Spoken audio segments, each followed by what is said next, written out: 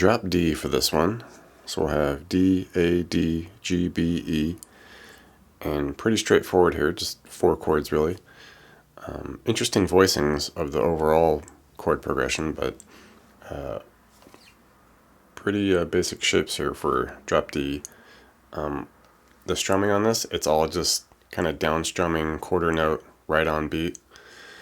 And the first chord, we want this B major 7 without the third. So with drop D, the shape will be 9th fret on the low D, 9 on the A, and then 8 on the middle D. Alright, like I said, we're just going right on tempo, quarter notes, and it'd be about 8 strums. Something like that. And then for here, you can either kind of switch your position, or if you're cool with like pinky, you can just bring the pinky over, because we're going to want 9 on the D, 9 on the A, same deal there, but we want to change that middle D from the 8 to 11. So like I said, if you're cool with just bringing the pinky over, you can do that. Or if you want to just like switch real quick, then just bar the 9s and then do like the ring on the 11 there. It's up to you. So if you can switch like that, you're good either way. Couple options. And with this one, same kind of timing and strumming, about 8 strums of quarter notes here. Alright, and that becomes a B sus2 chord. And after that, we can just take that exact shape that we have here, which is, maybe a little better to like switch like that, because we can just take what we have exactly like there and just zoom it up here. And we're going to want this pretty high voiced E flat sus2.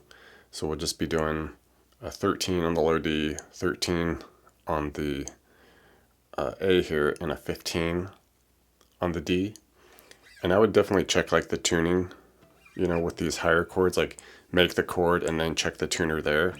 Because if you check, open strings low, it can be cool there, but then when you start doing like really high chords, it can, for me, I end up a little bit sharp, so up to you if you want to just like really lock in everything tuning wise here. But yeah, so 13 low D, 13A, 15 middle D, same type of strum, 2 sets of 4 of quarter notes, so 8 strums. Okay, and here's where it gets a little funky, because so far the bass has been following along the bass note, like B, staying at the B and then going to the E flat. But here, the bass will go to a D flat, alright? But like the chord happening there doesn't necessarily have that D flat bass note with it, but it's still kind of part of this overall D flat thing happening. What the guitar does, it goes to 9th fret on the A, and then 11 D, so that's kind of the D flat there. But then a 10 keeps kind of a similar note from the previous chord, keeps that 10 on the G here.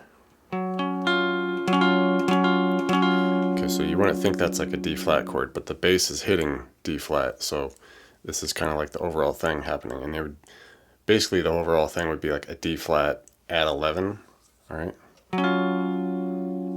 And if you really wanted to like get that D flat bass note in there, you could do something like this, where you kind of like switch around the progression to get that ring on the 11 of the low D here, and include it with that like that.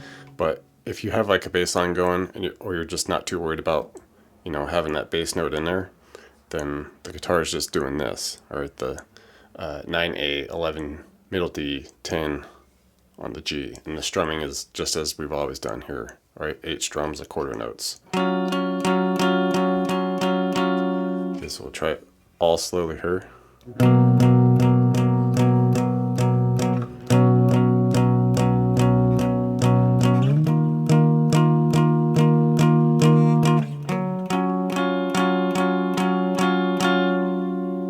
Alright, so once you get that progression locked in, you should be all set. That's the whole song, and you're ready to go.